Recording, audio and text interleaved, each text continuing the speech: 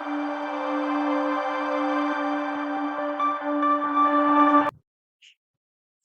good morning.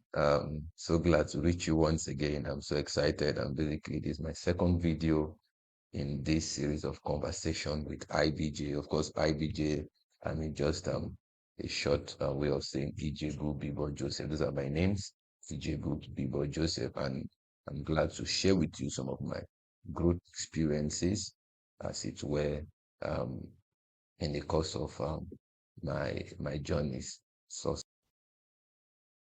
yeah, so I'm quite happy to do this just to share and some of these experiences I've had growing up.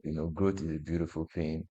Essentially, the biggest room in life is the room for growth, is the room for you to always make improvements to all that you do as an individual, whether it's in your faith, walk with God, or it's in your experience growing both mentally, emotionally, intellectually, growing inwardly, growing towards others.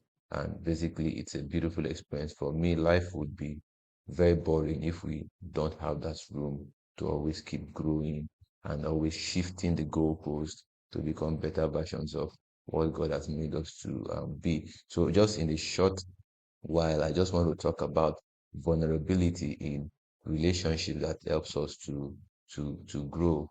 I have discovered in my journeys relating with people, because people are essentially a very strong resource we need to become better. Imagine a world where it was just only you living, to basically be um, um, um, a sort of limitation to your own personal growth, because within every growth process is always the room for the other person, for community, for someone to always have that outside picture of you, just in order to help you do better in your own experience. So for me, vulnerability is a key in maximizing relationships to grow. And by vulnerability, I mean that as individuals, we must learn to entrust our the perception of ourselves to others. We must learn to be open and to create that room for conversations around who we essentially are. First of all, you must first of all understand who you are personally. That's your self-assessment of yourself, the understanding of your real person. Like, you must have had that conversation at one point in your life where you establish that this is who I am.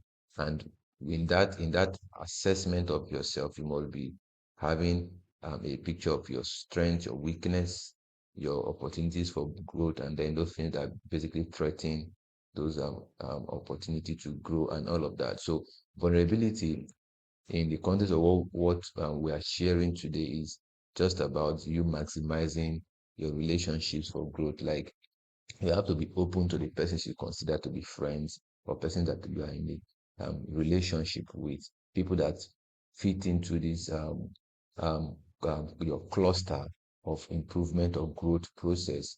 You must be open to them. If you are married, like I am married to a very beautiful and a wonderful woman, I made up my mind quite early in my relationship to be vulnerable. I had my own weaknesses, I had my own insecurities, I had my own things I had to deal with personally, things that hampered my growth process, whether as a child of God, whether as a career person, whether as a husband, or just essentially as a minister or a change maker, as I want to consider myself. There were things that I could honestly come to terms with, that these things, if I'm going to make any improvement in life, I must have to deal with these things. So having to be married to someone that, of course, essentially shares this cluster with you, this growth cluster with you. Now, of course, I had to be vulnerable. I had to be vulnerable about my personality. I had to be vulnerable about my insecurities, about myself. Basically, so that I could always receive feedback. Sometimes these feedbacks were not, um, might not have come at the best of times when I could receive them in a very, very positive way. But essentially, in all of this, I am just emphasizing the fact that being vulnerable actually helped. It was an intentional thing. While I struggle with my deepest weaknesses, and and all of those distractions and all of those things, I basically have needed another person. It could have been one brother in the faith, one Christian brother in the faith, or one friend somewhere, or probably my spouse, or probably even my sibling, to say, okay, this aspect of your life, basically because I initiated some sort of conversations around it, and I needed to get some sort of guidance and feedbacks on them. So being vulnerable, it's a good thing. And in a world where everybody wants to appear to be strong, it's a make-believe social media and world where everybody wants to appear to have arrived when they've not necessarily arrived. So basically, for me, the journey of vulnerability goes way back.